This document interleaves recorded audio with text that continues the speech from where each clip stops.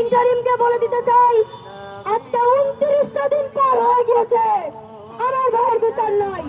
কোন নেতা দেশে আসলো, কোন বিদেশ থেকে নেতৃত্ব পদত্যাগ করলো, কোন রাজনৈতিক দল কার সাথে জোটে গেল, কোন চলচ্চিত্র অভিনেতা কার সাথে বিবাহ বিচ্ছেদ হইল, এইসব বাল ছালের আলাপ দিতে আসবেন না।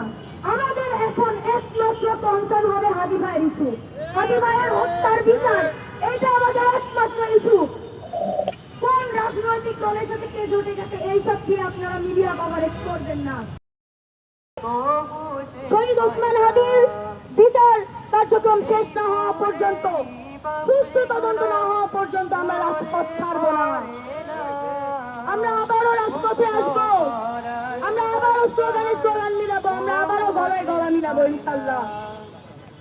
আমি ইন্টারিমকে হুঁশিয়ারি দিতে চাই, আপনারা যদি ঠিক সুষ্ঠু তদন্ত না করেন, খুনিদের বিচার না করেন, তাহলে আমরা ধরে নিব হাদি ভাইয়ের মৃত্যুটা একটা মেটিকুলাস ডিজাইন, এবং এই মেটিকুলাস ডিজাইনের পিছনে আপনারাও আছেন।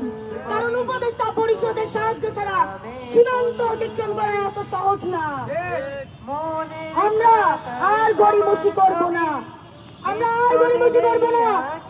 আমরা ওসমান হাদি হত্যার সুষ্ঠু বিচার চাই, এবং এই বিচার যদি আমরা না পাই, আমরা কেউ রাজপথ ছাড়বো না। এর জন্য যদি আমাদের আমরণ অনশন দিতে হয়, এর জন্য যদি আমাদের বাংলাদেশে আবারও যদি কোনো মত তৈরি করতে হয়, আমরা সেটা করতে প্রস্তুত। কিন্তু ওসমান হাদির বিচারে এই বাংলাদেশে কার্যক্রম করতেই হবে। আমি রাজনৈতিক দলগুলোকে আবারও আহ্বান জানাবো, বাংলাদেশ জাতীয়তাবাদী দল এবং জামাত শিবির প্রত্যেকটি রাজনৈতিক দলকে আমি আহ্বান জানাবো, ওসমান হাদি ইনকিলাব মঞ্চের একার না, ওসমান হাদি গোটা বাংলাদেশের। ওসমান হাদি ইনসাফ প্রতিষ্ঠা করতে চেয়েছেন, ইনসাফের প্রতিষ্ঠার জন্য তাকে গুলি করে মেরে ফেলা হয়েছে। সুতরাং তার দায় কোনো একক গোষ্ঠীর নয়, তার দায় গোটা বাংলাদেশের। তার হত্যার বিচারের জন্য আমাদের প্রত্যেকের মাঠে নামতে হবে। ইন্টারিমকে বলে দিতে চাই, আজকে 29টা দিন পার হয়ে গিয়েছে, আমার ভাইয়ের বিচার নাই।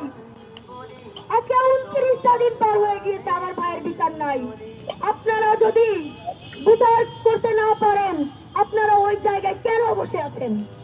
আমার ভাইয়ের রক্তে, ওসমান হাদির রক্তে, আমাদের রক্তের উপরে আমরা ফর্ম করছেন। এই গভর্নমেন্ট আমাদের রক্তে বসা, এই গভর্নমেন্ট আমাদের রক্তের উপর বসে প্রতিষ্ঠিত হয়েছে।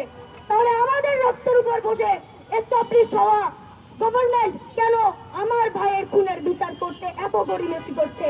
এইটা আমার প্রশ্ন।